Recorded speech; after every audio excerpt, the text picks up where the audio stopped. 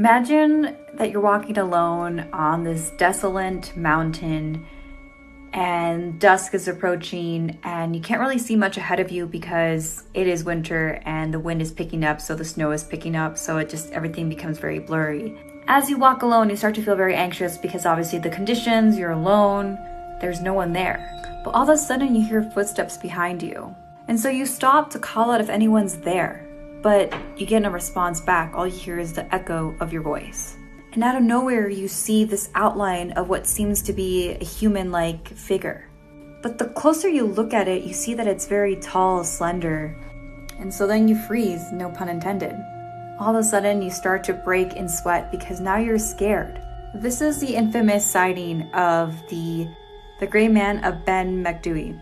The tales go far back as the 1800s, well before they even knew about Bigfoot, and that became a global phenomenon. Here's a little backstory as to why I will never answer to any weird knocking in the middle of the night or any weird hours of the night. So to backtrack a little bit, I remember I was laying down in my bedroom when all of a sudden I hear someone knocking on my window.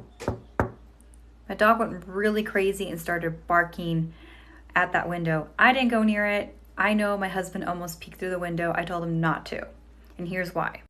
Back in 2016, Fat and Depressed wrote about how he was getting these odd notifications from his smartphone app. He didn't think anything of it. Apparently his smart home app was notifying him of a visitor between midnight and 4 a.m. When taking a closer look, he realized that he didn't know this person. So to backtrack a little bit, I'm in the room where it happened, and then that's the window where that stranger knocked.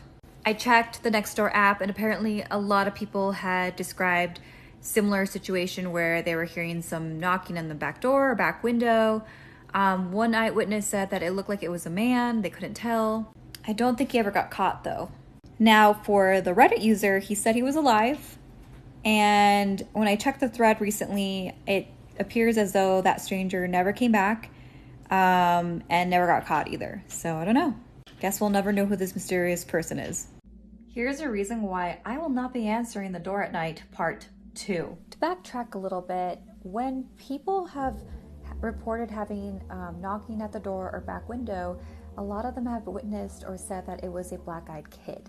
Black-eyed kids are between the ages of 6 and 16, and they're actually a paranormal entity. They're not human. They also have weird body movements, and they try to convince you to let them in. It has been said that when you let them in, bad things happen, like you get really sick. The men in black show up in your house. You guys said that this person here looks like a black-eyed kid, but I wanted to show you this video that I found on YouTube recently, and it was uploaded recently, so you should check it out. But you can kind of tell that there's this girl just standing there staring at the front door. This other kid is next to her, and he's like ducking, so you can't really see him very well. The other kid went to go hide behind the tree. I don't know if you saw that a few seconds ago. But yeah, check out this YouTube video and write your thoughts in the comments down.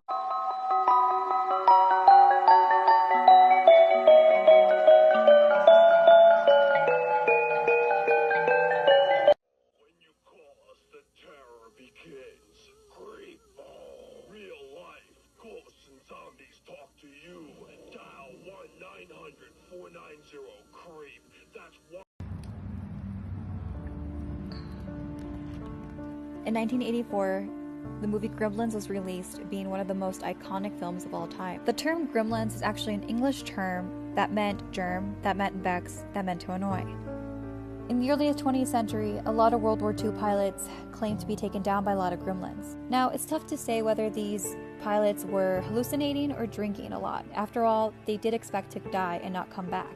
One of the most chilling stories was in 1939. When the plane landed in San Diego, the men that received the plane were really shocked to open the doors to see that out of the 13 men, only one survived. What was even more chilling is that these men that were dead had cuts and had injuries that came from a wild animal. Shortly after this, the sole survivor died. We'll never know what happened on that day. Like for part 2. So there's this entity called Bardo, which is known to be a type of gremlin. It all started one night when one of the kids started to see this creature in the closet. At first, the mom thought it was just a kid's imagination. Every kid sees a boogeyman, right? Well, it gets a little weird because she also heard a dark voice coming from the closet. The next day, the parents asked the kids, Can you describe what this boogeyman looks like? They described this creature being really small and having a banner across his chest that said Bardo. And in 1983, when Michael Jackson released his Thriller video, there was a little gremlin. "Look, Mommy, that's him. That's Bardo," the kid said. And that's when the dad had to confess something. There's a Twilight Zone episode where the plane is shaking and there's a gremlin. So not only did the dad see this, but so did his kid. The question is, how did the kids and the dad have these experiences, logically speaking? I mean, they both didn't. Okay, so I was recently talking about scary movies, and I remember when I was a kid, I watched The Blair Witch Project. And warning, I'm about to show some scary footage, so if you get scared easily, you should probably stop watching this video. Towards the end of the movie, there was like the guy standing in the corner, and that scared me. Now, if this is scary to you, this clip here is hella scary. Like, I don't know. Like, I don't know. Like, this is scarier because A, it's real, and I don't know what he's doing over there. And yeah, nope, this tops that scene in Blair Witch Project. So it just occurred to me that I never got to share a story with you guys regarding my trip to New Orleans. Back in 2017, we actually went for my birthday, me and my husband, and we went to the Lalaurie house. So here's the Lalaurie house, and then here's another angle of the house. The interesting thing about this house, and if you're not familiar with it, I really suggest that you go look it up. But basically, there's a lot of slaves that went missing in this house, and they were also tortured in the attic. Now, Lalaurie was said to have the slave girl on the 3rd floor one day, and she chased her out in the balcony with a belt. The girl fell down to the floor off the balcony to her death. When I was told this story, I started taking photos of that top floor. And I started to zoom in on the photos because I wanted to see like if I could capture anyone in the windows. But we were told that no one was there. So then what is this? Is that the ghost of that little girl? In 2017, I ended up going to New Orleans for my birthday with my husband. And it was a really beautiful place, and we stayed at this really cute bed and breakfast area. And I remember that I was having a lot of restless nights. My friend David, who lives in New Orleans, came to visit the place that we were staying at, and he looked at this portrait on my side of the bed, and he goes, "Is that the Lalaurie house?" And I was like, "Yeah." And he said to me, "You know, I don't know about you, but I'm very superstitious, and I believe that having images of places where tragedies occurred can kind of create the juju in the room, if you know what I mean." And I was like, yeah, I haven't been sleeping very well. So we ended up switching rooms because there was actually a flood the next day, and I was able to sleep for the rest of my stay in New Orleans. Coincidence? I think not. SOS from Orang Medan, all officers including the captain dead in the chart room and on the bridge, possibly whole crew dead, I'm dying. These were the last words that were translated in Morse code from the SS Orang Medan in June of 1947. When crewmen from another ship found all of the men on the Orang Medan dead, they were very confused as to how they died. There was no bruises, no injuries found on these men, and a lot of them were found with their mouth wide open, eluding like they were pointing at something. Even the dog had died.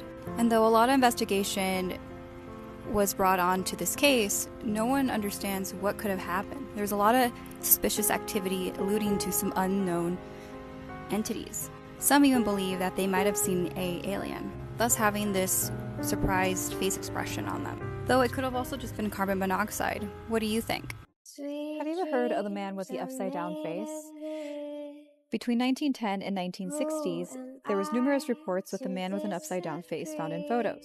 The interesting thing is that he was never really found on site, no one ever recalls seeing him there, but he was captured on photos. This was taken in 1943 at a New Year's party at an Air Force base. And then he also appeared again in 1948, where there was a fatal car accident, as well in 1951 during a train accident. So the interesting thing to note is that he never appeared on site, or people didn't notice him on site. He only appeared in photos after the fact. I like to think that a sleepover consists of a couple things: your best friend, Mountain Dew, Toonami, surfing the internet, reading some random scary stuff or funny stuff. Overall, it's a really fun and safe place, right? I wish I could say the same for these three girls. You see, both Morgan and Anissa, the ones over here on this side, lured Peyton in the yellow to have a sleepover and play hide and go seek around midnight. And you're probably wondering, well, why did they play hide and go seek? Both girls claimed that they needed to sacrifice Peyton to the Slenderman. It was said that Morgan stabbed Peyton 19 times, and Peyton managed to get away. The two girls now face 65 years of prison time.